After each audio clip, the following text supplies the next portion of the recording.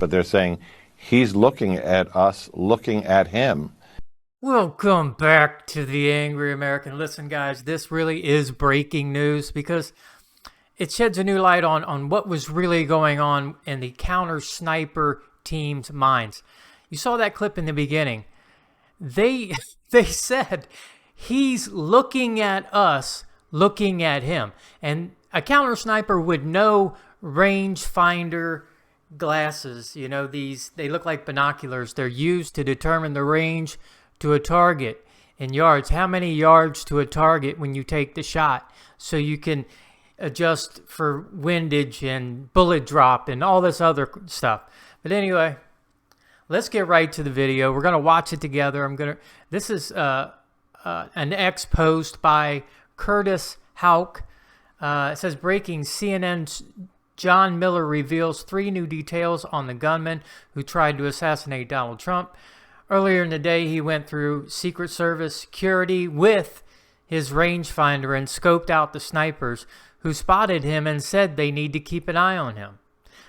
He went into work at a nursing home and asked off for Saturday, but told coworkers he'd see them on Sunday. Detonators for the explosives in his car were found on him on the roof, with 3 fully loaded magazines and nearly 100 rounds and a bulletproof vest. So anyway, we're going to watch the video, but really the highlight for me was when he says that little clip in the beginning, but there's a lot of good information in this, so let's watch it together. Here we go. Last night, 2 remote control, and there's been some developments as the investigation has progressed. You know, what the investigators are telling us is, as far as a motive, a manifesto, the reasoning behind this, the suspect is still a blank slate. But what they have... That's one part that, for anybody on our side, any MAGA, anybody who supports Trump, anybody with half a brain knows. They're trying to figure out what motivated him. Come on, come on. As Joe would say, come on, man. It's so obvious they've been painting Donald Trump as the devil incarnate, as Hitler, as Mussolini, as a threat to democracy, as a threat to America. They named him public enemy number 1. They put, as Joe Biden put it, they put a bullseye on his head, literally. And these people have the gall to sit there and say, you know, it's a blank slate. We don't know why he did it. Our American institutions of higher education are producing a generation of these psychos. And our high schools, too, at this point. Grade schools at this point. Anyway, let's go. Let's move on. Have developed is a lot of the background about what happened that day. They know that he went to his employer at the nursing home where he works as a dietary specialist before this and said, I need Saturday off. I have something important to do. But he told his coworkers, I'll see you on Sunday. So he changed his days off, presumably for this. We also understand that when he got to the fairgrounds where this rally was being held for Donald Trump, the first thing that puts him on the radar of security people is near the magnetometer area where they're screening people in. He's carrying in his hand a rangefinder. It's a device that looks like a small pair of binoculars, but it's used by shooters to measure the distance when they're setting up a long-distance shot. Because he didn't have a weapon, that would not have prevented him to go through security.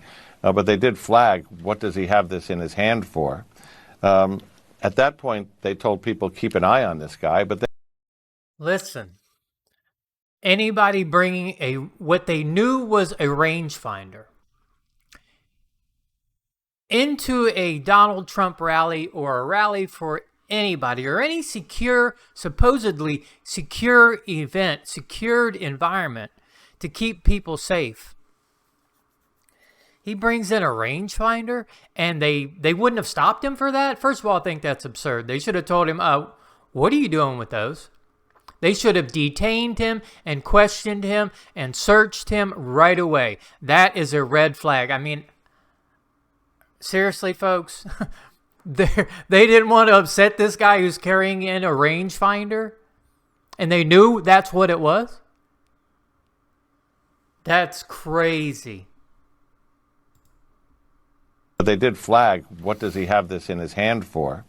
At that point, they told people, keep an eye on this guy, but then he leaves the secure area, the staging area, and he doesn't turn up again for some time until the crowd says there's a guy crawling up the roof and it appears he has a rifle.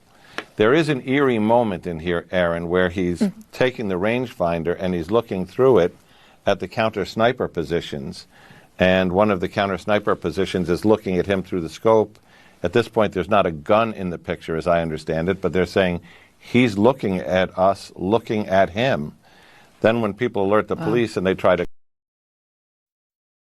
That really just blows my mind. The counter sniper team says he's looking at us, looking at him.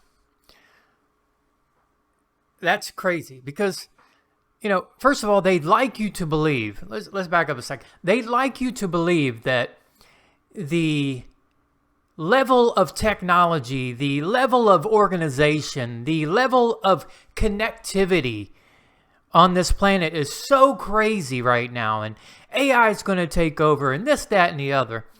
But you have a reasonably small event. I mean, it was for a campaign rally, it makes Joe's look like nothing. But my point is, it wasn't like they were trying to contain a whole city. It was a small fairground type deal. And the communication between modern law enforcement and the Secret Service and the sniper teams wasn't even good enough to say, hey, some guy just walked in with a rangefinder. You know, you would think it'd be like some movie where you got a drone flying above and you got that little green box while he's walking everywhere he goes, it follows him. You know, after they search him. Come on, man. As Joe would say, come on, man. It's the whole thing. And they wonder why these conspiracy theories are popping up of it was an inside job. And it seems hard to imagine how that many people could be involved. But my point was that many people were involved and they were so disorganized defending the heavyweight contender to be president of the United States. Don't believe them when they say, oh, you know, the level of technology is so great. At this point, there's not a gun rangefinder, and he's looking through it at the counter sniper positions, and one of the counter sniper positions is looking at him through the scope. At this point, there's not a gun in the picture, as I understand it, but they're saying he's looking at us, looking at him. Then when people alert the police and they try to come up the ladder to get him, and he confronts them with the AR-15 gun, they dive for cover, and then a moment later he opens fire. But a lot of this sounds very spread out. The end of it happens very quickly. The last piece is the search of the car.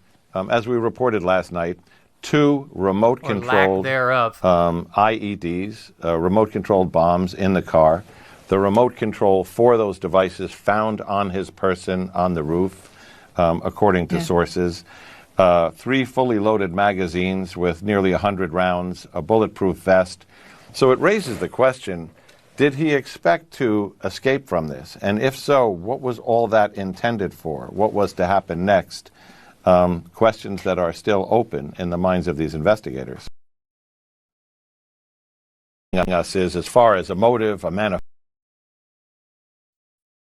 That whole piece, in my opinion, needs to be shared with the rest of the planet right away. So like, subscribe, share the video, help the Angry American channel get the word out. Because I tell you what, there are forces working against us. They want us to be quiet. They want to push their agenda, their narrative, you know, from it was staged, it was fake, to the other extreme where the psychos on Instagram and TikTok idiots are mad that he missed the shot. First of all, he didn't miss the shot. He did miss his intended target, which was his skull, but he hit Donald Trump with a bullet. Okay? He didn't completely miss his shot. Just Donald Trump, for whatever reason, at that very second, turned his head a little bit, and the shot was missed. The intended target was missed, which was Donald Trump's brain box. They wanted him dead. And I believe, and it could be a bigger conspiracy than, here going on than even I know. I've talked about BlackRock. I've talked about the deep state possibly being involved in this on some level, and we're still yet to find all that out. But I'll tell you what, the counter sniper team saying he's looking at us, looking at him, while they're watching him look at them through rangefinder glasses from a rooftop 150 yards or whatever away from the President of the United States. It's just insane to me. So let's get the word out. And another thing, guys, remember to be aware of your surroundings at all times, because really, really crazy things are popping off right now. And I think it's just going to get worse. I hope I'm wrong.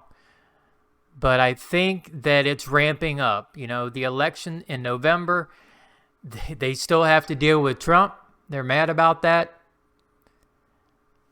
Just be aware of your surroundings at all times. This is the Angry American saying, peace, peace out.